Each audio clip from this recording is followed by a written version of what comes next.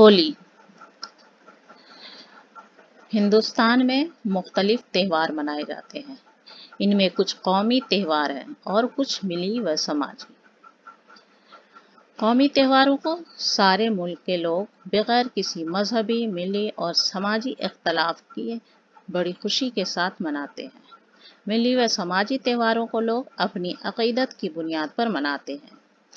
ہولی، دیوالی، رکشا بندھن، عید، Christmas day وغیرہ ہندوستان کے اہم ملی و سماجی تہوار ہیں۔ ہندو لوگ ہولی کے تہوار کو بڑی شان و شوکت کے ساتھ مناتے ہیں۔ اس تہوار کی ابتدا کے ساتھ پرہلاد کی کہانی جڑی ہوئی ہے۔ ہرنکشیپ کے حکم پر ہولیکا پرہلاد کو گود میں لے کر بیٹھ گئی۔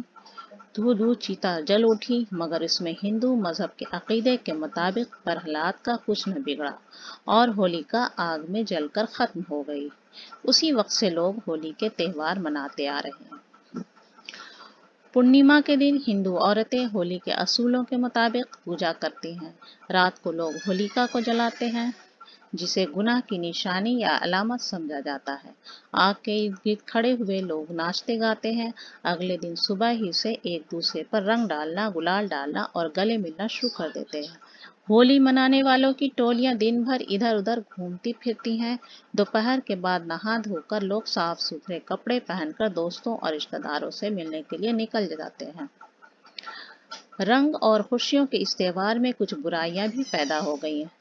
کچھ لوگ بھانگ، شراب وغیرہ کے نشے میں ڈوب کر مدہوش ہو جاتے ہیں، جس کی وجہ سے بہت سے حادثے، مار پیٹ اور اموات تک ہو جاتی ہے۔ یہی وجہ ہے کہ اب لوگ ہولی کا تہوار مناتے ہوئے ڈرتے ہیں۔ در حقیقت ہولی مستی، خوشی اور پیار و محبت کا تہوار ہے۔ ہمیں اسے سبھی برائیوں اور خرابیوں کو چھوڑ کر پیار اور خوشی کے ساتھ منانا چاہیے۔